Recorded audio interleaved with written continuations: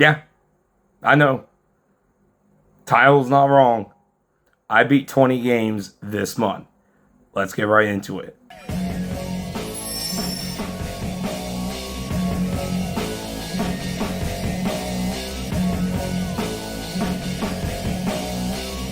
Everyone, this is Video Game Lover here, and welcome to another edition of Games That I Beat, or Games I Finished.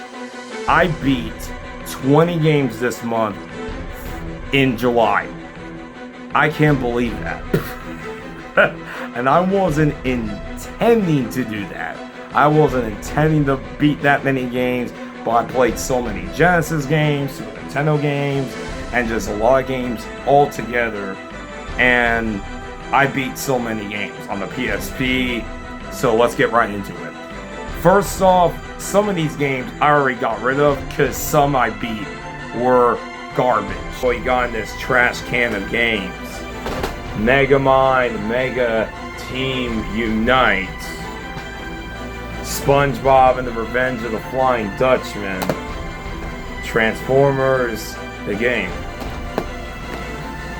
Why am I beating a lot of shitty games recently? So the first game I beat was Megamind, Mega Team Unite, something like that for the Wii.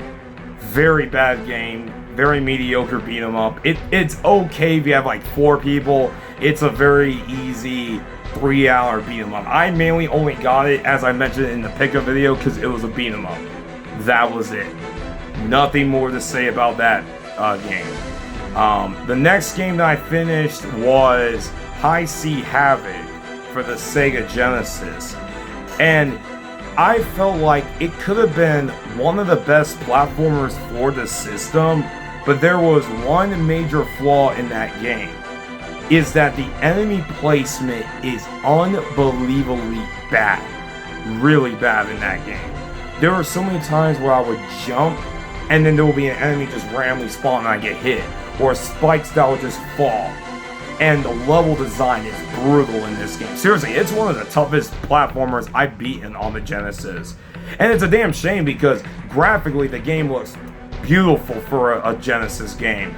The music, in my opinion, I thought the music is fantastic. I love the design of the main character. I think his name is Havoc in Havoc, but it's a decent game by Data East, but it would have been way better if it wasn't for how cheap the game was. So that's Havoc.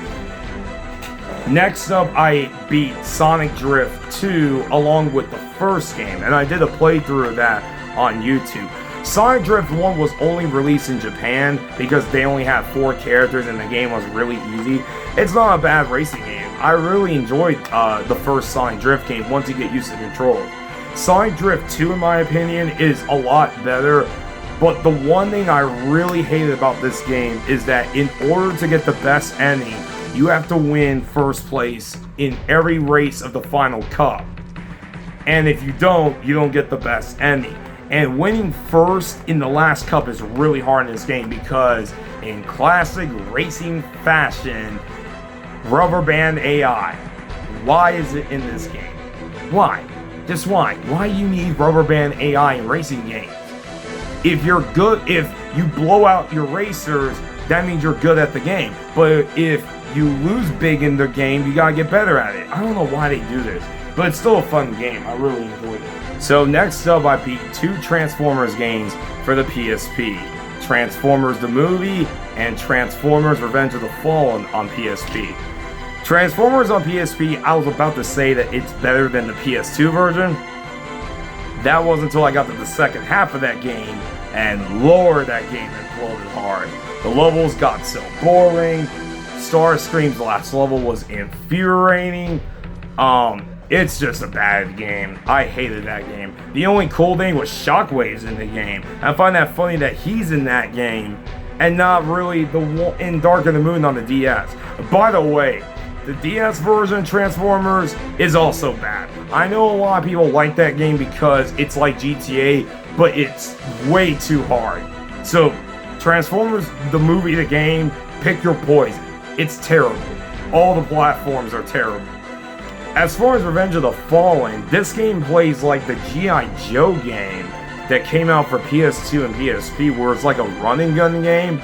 It's not terrible, but the levels go on for a little too long. Thankfully, this game is short, and I almost got scared when after I did the first chapter with the Autobots, I had to do the first chapter with the Decepticons, and I'm like, oh no, do I have to do both their campaigns at the same time? Thankfully, it's only just the first chapter. Thank God. But this game, if you see it cheap like how I only paid $5, it's not really a terrible game, but nothing to write home about.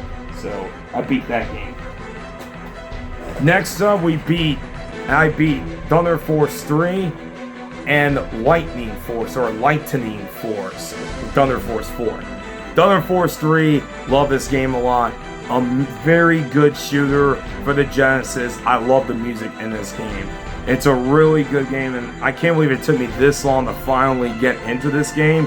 Really good game. And as far as Lightning Force goes, it's a really good game, but I actually kind of prefer 3 a little bit more. 4, ooh man, this game is really hard. Very hard game. I just like 3 because it's a little bit more easier. But both are fantastic shooters on the Genesis. These are must play if you're a shmup fan. And since we're in the shmup talk, I guess I'll include these 2 shooters, Airbuster and Aeroflash.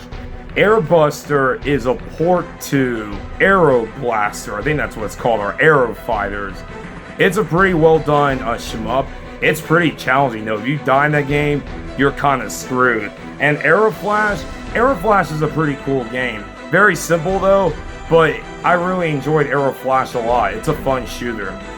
Next, I beat, as you saw from my really popular Terminator playthrough, I beat Terminator on the Genesis and Terminator on the Super Nintendo. Terminator on the Super Nintendo was an okay run and gun game. The first level isn't that long, but what's funny about AVGN's video on that game, the second level is actually even longer than the first level, like way longer. So I thought it's funny that he focused on the first level when the second level is way longer. It's not a terrible game, but it's not very good. It's very, it can be a little bit challenging. I mean, it's a decent game. It's a decent run and gun game.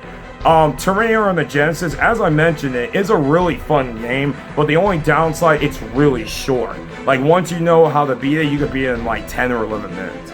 It's a very, very short game. Alright, the next game I finished was The Punisher on the Game Boy. It's basically a very short, light gun, rail shooting game on the Game Boy, or like, you know, kind of like T2, the arcade game. It's a fun game, really, really short, but it's a fun little Game Boy game. Next, I beat Russian Attack on the NES, a really good game on the NES. It's basically Contra, but with knives. It's pretty cool, made by Konami. Really fun game, can be tough, but that's one game I recommend on the NES. So, next up, I beat X-Men Mutant Apocalypse for the Super Nintendo. Very good beat 'em up on the Super Nintendo. Really fun game, can be pretty tough at times, but it's a really, really solid game for the Super Nintendo. One of the best beat 'em ups on the system. That's really all I have to say. Psylocke. That's all I gotta say is Psylocke. Next, Socket for the Genesis. This game gets kind of ridiculed because it's basically a obvious Sega Sonic ripoff by Vic Tokai, who made Decap Attack. But in all fairness, I think it's a good game. I love the music. I love the high-speed level music. I really love the music in that game. And there are some things I think it's cool. You know, you have to make sure you collect as much energy as you can or else you'll die. And it's not really of a tough game. It's a pretty fun platformer, although I do think it's a little too long for my liking, but still a really fun game for the Sega Genesis. Really enjoyed Socket a lot. The next game I beat, I'm not going to waste my time on this, Cosmic Climb. It's made by the people who made that Grimace game from last year, the Grimace Game Boy Color game. It's kind of like that, but all you do is just climb up 2 levels and that's it. Very short, 6-minute game. Nothing more to talk about. So next up, I finished SpongeBob Revenge of the Flying Dutchman for the PS2, and I also finished the GBA version. I actually had no idea about this game, but when I was about to play it, I almost shit my pants hearing all the horror stories involving this game, such as this game crashing all the time, someone's save data got corrupted so badly that they lost everything in their memory card. I heard that this game was so buggy that the company ended up going bankrupt because a lot of people refunded the game and they were getting angry letters about it. So really crazy stuff. But this game is really mediocre. Well, I was about to say was the game cooperated with me. It only crashed on me one time near the end of the game, but this game is very mediocre. There are some cool levels. Chum World, Dutchman's Graveyard, those are some fun levels. And then we get Goo Lagoon and Jellyfish Field. Oh my god, they were so bad. So boring. I'm not gonna go super hard on this game because this was the first 3D SpongeBob game, so it had to start somewhere, but this is definitely not a great game at all. This is one I don't recommend. So, the Game Boy Advance version of Dutchman's Revenge is a little bit better, but still suffers the same problems that the levels go on for way too long. And there was a game-breaking glitch I forgot one of the levels where if you go to the chest first and not have the keys, you can't leave the section. So you have to restart the whole game. It's just why they do that, why they did that, I have no idea. And last but not least, I beat SpongeBob Truth or Square on the PSP. An okay SpongeBob game, but it's definitely the worst and weakest game that the studio that did Battle for Bikini Bottom and the SpongeBob movie. It's definitely the weakest game. It obviously, it's pretty average. You go through some past levels. It's kind of like a clip show in a way. I guess it makes sense to honor the 10-year anniversary of SpongeBob. At the time, wasn't really all that good. So, not a bad game, but not a great game. Anyways, guys, that's it for this video. I know, right? 20 games I beat. I have no idea how I did that. And let's just say August, I'm probably going to beat some more games. So, thank you guys for watching this video. I'll see you guys in my next video. Video Game Lord for the 8, sign out.